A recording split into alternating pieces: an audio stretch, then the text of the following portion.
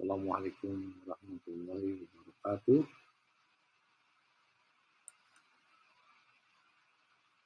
Selamat malam. Hari ini kita akan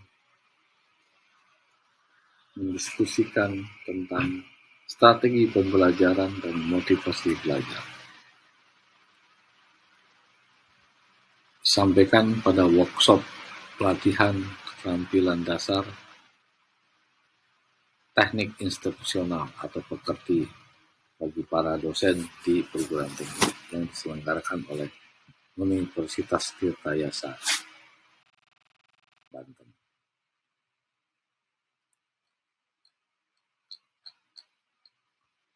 Tujuan umum peserta workshop pekerti diharapkan mampu 1. Memahami dan mengembangkan strategi pembelajaran. Yang kedua, memotivasi diri dan mahasiswa untuk terus belajar. Sementara tujuan khusus pembelajaran adalah menjelaskan strategi pembelajaran di perguruan tinggi. Kedua, menjelaskan motivasi belajar di perguruan tinggi. Ketiga, menjelaskan tuntutan belajar di perguruan tinggi. Adapun kita lihat dari pengertian strategi adalah pendekatan secara keseluruhan yang berkaitan dengan pelaksanaan, gagasan, perencanaan, dan eksekusi sebuah aktivitas dalam kurun waktu tertentu. Pembelajaran adalah proses interaksi antara mahasiswa dengan dosen, antara peserta didik dengan pendidik, dan sumber belajar pada suatu lingkungan belajar. Hal ini bisa dilihat pasal 1 ayat 12 Undang-Undang nomor 12 tahun 2012. Nah, dosen adalah pendidik profesional dan ilmuwan dengan tugas utama mentransformasikan, mengembangkan, dan menyebarluaskan ilmu pengetahuan dan teknologi melalui pendidikan, penelitian, dan pengabdian kepada masyarakat. Hal ini tertuang dalam pasal 1 ayat 14 Undang-Undang 12 tahun 2012. Nah, apakah dosen harus memiliki kualifikasi?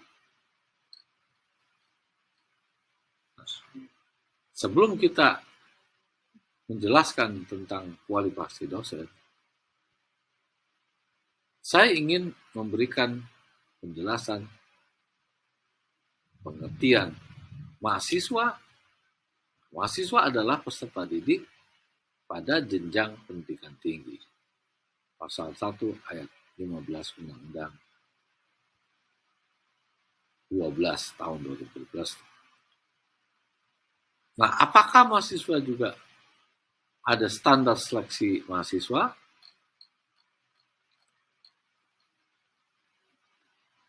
Nah, standar seleksi mahasiswa di dalam kitab Taklim Ilmu Taklim, pengertiannya adalah pertama, mahasiswa harus dakaun, cerdas. Mahasiswa harus hirsun, rajin. Mahasiswa harus istibarun, sabar. Mahasiswa juga harus bulghah, memiliki biaya. Mahasiswa juga irsadul ustad, harus ada gurunya, harus ada yang membimbing, yang memberikan transfer of knowledge atau transfer ilmu kepada mahasiswa tersebut. Dan yang terakhir adalah turu zaman, panjang waktunya.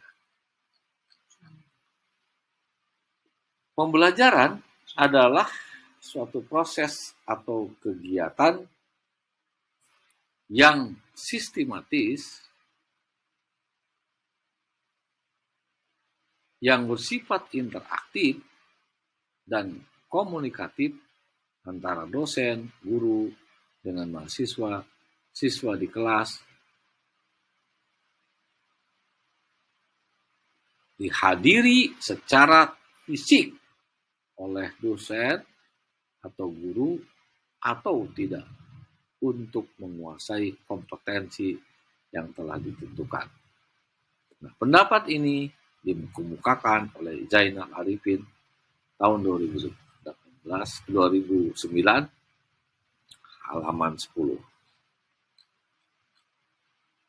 Kemudian juga pembelajaran, menurut pengertian lain, adalah suatu kegiatan dosen, guru secara perorangan di dalam mendesain instruksional untuk membuat mahasiswa atau siswa belajar secara aktif, yang menekankan pada penyediaan sumber belajar. Hal ini diungkapkan oleh Dimyati dan Udiono.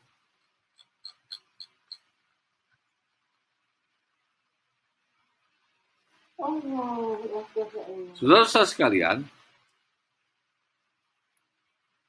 akhirnya kita bisa menyimpulkan sebenarnya pembelajaran adalah suatu sistem instruksional yang terdiri atas beberapa komponen yang meliputi tujuan, bahan ajar, mahasiswa, siswa, dosen, guru, metode, ada metode, media, dan evaluasi yang dapat meningkatkan kemampuan kognitif, afektif, dan psikomotorik agar siswa menjadi lebih baik dalam berkomunikasi, berinteraksi dengan para dosen atau guru.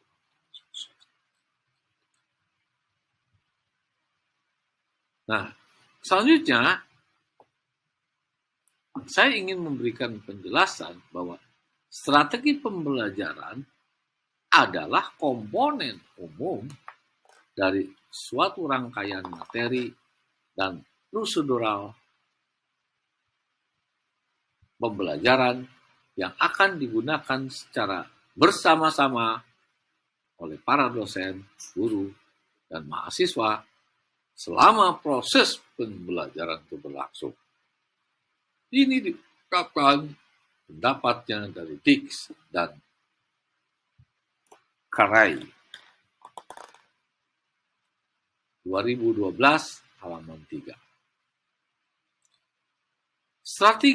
Ada pendapat lain adalah strategi pembelajaran adalah urutan dan pola perilaku dosen atau guru untuk dapat mengakomodasi semua variabel pembelajaran secara sadar dan sistematis. Ini berdasarkan pendapat dari Hilda.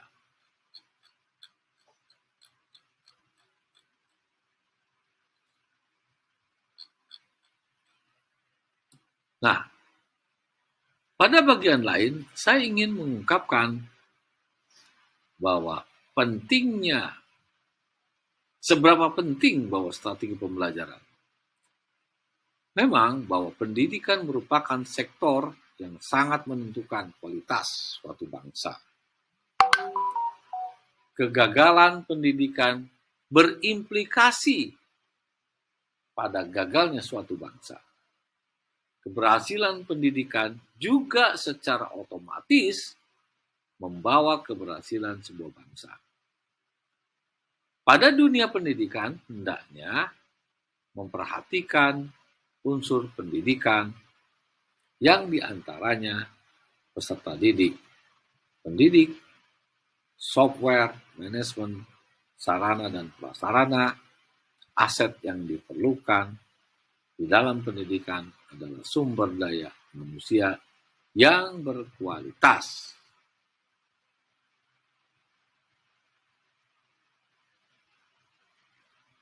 Sarana dan prasarana.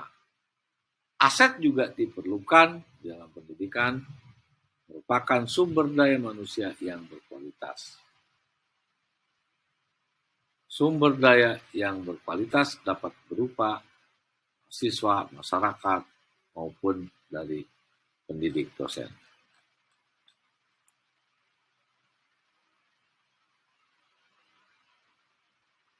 Dan saya ingin memberikan penjelasan bahwa pentingnya strategi pembelajaran ini memberikan rumusan acuan kegiatan pembelajaran. Kedua, mencapai tujuan pembelajaran. Tiga, menarik belajar peserta didik. 4, memotivasi, mendorong, menggerakkan, membimbing, dan mengarahkan peserta didik. Kemudian, karakteristik proses pembelajaran ini adalah ada istilahnya interaktif, inspiratif, menyenangkan, menantang, memotivasi peserta didik untuk aktif, memberikan ruang yang cukup bagi prakarsa, kreativitas, kemandirian, sesuai dengan bakat, minat, dan perkembangan fisik secara psikologis peserta didik. Demikianlah beberapa hal yang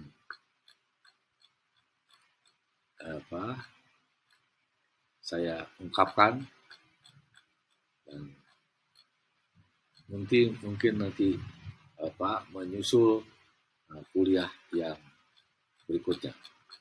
Terima kasih atas perhatiannya.